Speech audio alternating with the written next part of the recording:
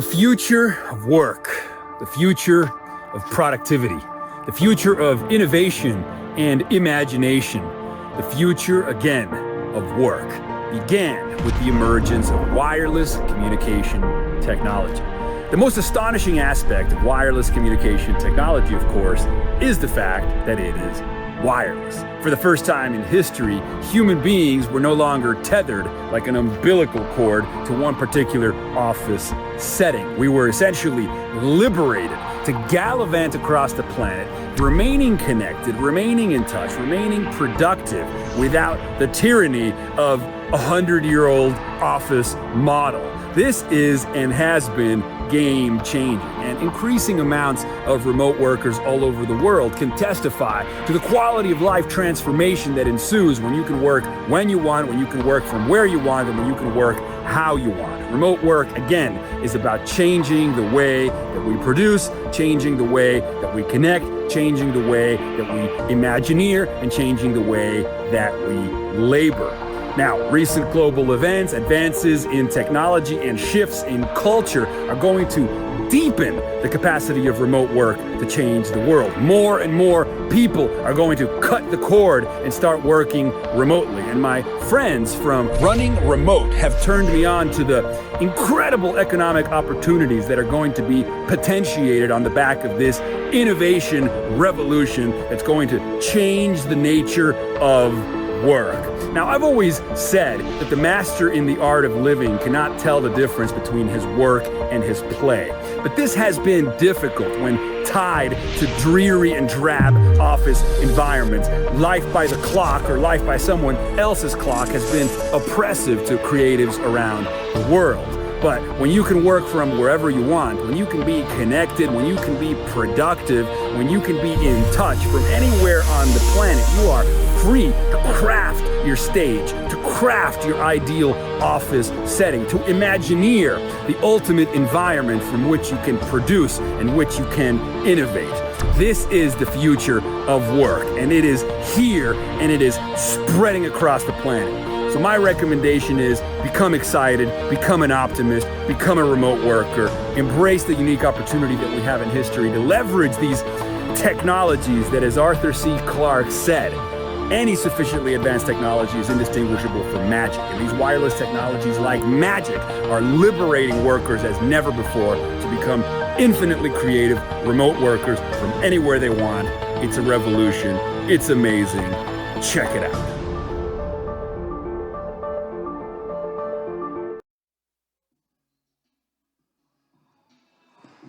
Hello, everybody. Hello, hello. Wasn't that cool? Jason Silva made that video back in 2020 specifically for us to be able to support us during COVID. And I love to play it as much as humanly possible because I think this is such a fantastic video. Welcome to the 8th annual Running Remote Conference. There's very few conferences that actually make it 8 years, so I'm incredibly excited to be able to see all these new faces out in the audience and a lot of old ones as well, not in age, but in terms of alumni. We're here in Austin, Texas. So Austin is actually where we tried to do the very first Running Remote in the United States in 2020. We had set up everything. I remember, if Igor's in the audience somewhere here, we literally had about 3 months out, we had to cancel everything. And hundreds of thousands of dollars worth of costs that we had to incur. That, oh my God, what are we going to do? But we actually pivoted that into a virtual conference, which ended up becoming one of the biggest virtual conferences in the world. But we want to come back to Austin because we think that Austin is a really cool city. I think what's the tagline for Austin, Texas? Keep Austin weird, right? Yes. So we're a little weird. Particularly with the certain context of what's been happening around remote work the last couple of months. So we thought, okay, let's go to a weird place that's going to be open to people like us. I love to show everyone this image. So this was the very first Running Remote conference. This is actually a bridge that entered into the venue because our very first Running actually in Ubud, Bali. Is really cool. And connected to that We're going to be talking about a lot of bridges over the next couple of days. Every single time that we do a running remote, it's a bridge to somewhere different as it applies to remote work. And this is our mission statement for us, which is we want to empower workers to work wherever they want, whenever they want. We want to be able to have everyone have the opportunity to be able to do their best work regardless of time or space. And hopefully you believe that as well. There's 4 ways that we try to do that at this conference. Number 1, we get people running. So if you've never done remote work before, there's probably not many of you in the audience that are at that particular point. There are talks for you. If you're just getting started, if you're just trying to understand remote work, there's a lot of talks connected to just getting you up and running. Next, we want to get you scaling. So go from 5 to 50 to 500 to 5,000 employees. We want to be able to teach you the strategies to be able to get to that next level. Third, we want people to get clear. There's a lot of data that's come out in the last few years around remote work, and it's important for all of us to be able to take into that context of what is real data versus not real data that we're going to be getting into as well. Everyone will be clear on that. And then lastly, we want you to get the message out. We want to get you spreading the message about remote work and where it exists. We have a lot of speakers that are going to be helping us out over the next few days. And again, I say this every year, but I think it's a fantastic group of speakers.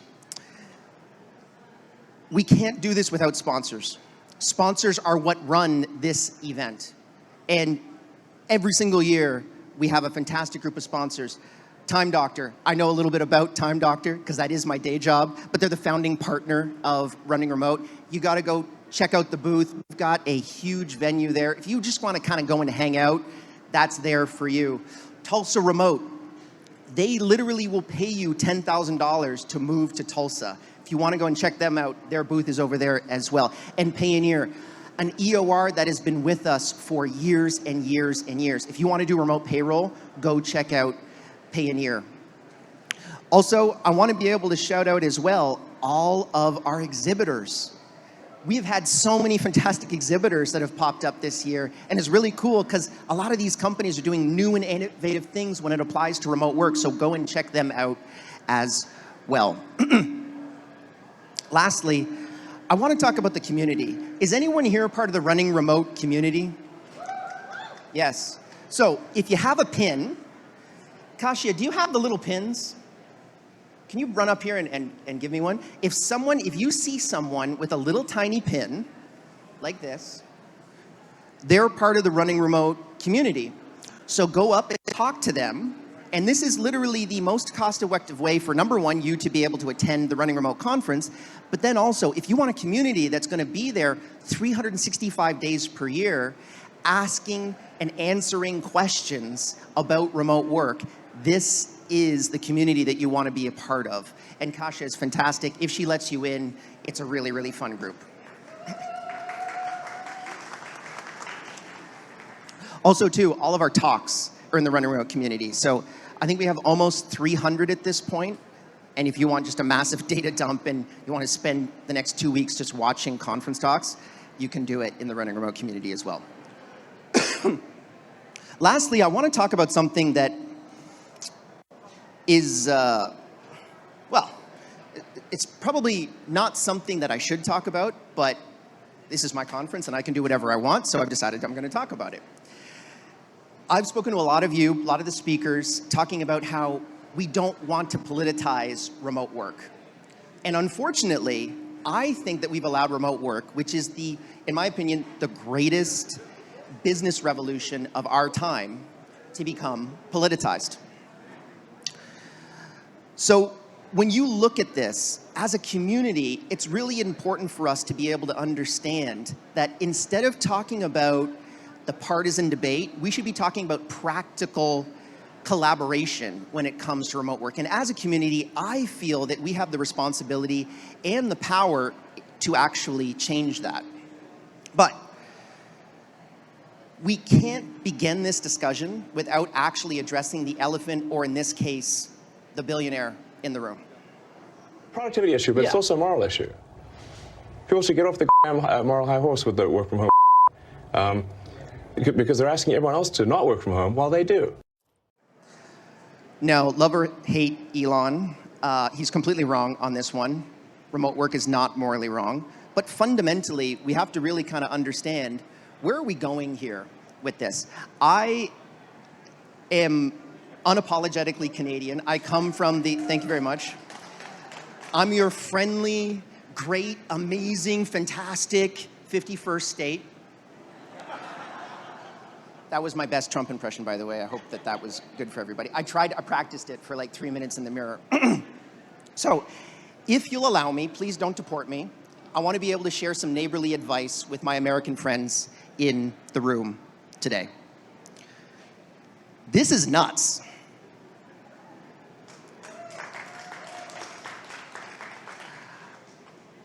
And I know that a lot of you see something like this and your first reaction is rage.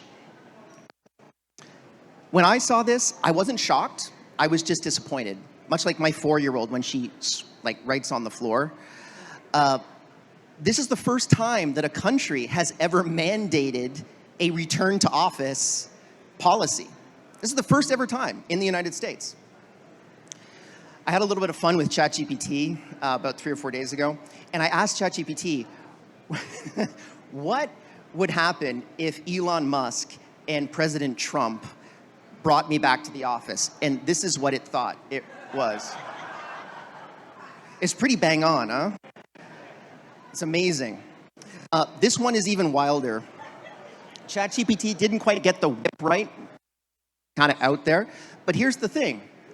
Everyone gets a laugh out of that, but that's pulling us further apart. And what we need to do is really build consensus and bring us together. Less divisive conversation and more inclusive conversation. I want to take remote work from this to this. I want to be able to create an environment where everyone understands the advantages of remote work, regardless of their political leanings, and recognizing and appreciating the practical advantages of remote work. I'd be the first one to welcome any influential voice, no matter their background or their politics, to actually share their experiences here at Running Remote, because our community is supposed to be an inclusive one. Anyone that has that opinion should be able to come in and voice it here. And you're probably going to have very different opinions over the next few days. And what I would say to everyone in the audience is, don't emotionally react to those particular situations. Instead, be inquisitive and try to figure out where we're going. Because if we do that, and if we include everyone in that conversation, when we do this right, people might even start to love remote work. Now, maybe we won't go that far, but ChatGPT certainly did. So no matter where you are in this particular debate, that's unfortunately grown more polarized as of late, remember, we have facts and figures on our side, and over the next 2 days, you're going to be getting plenty of both of those.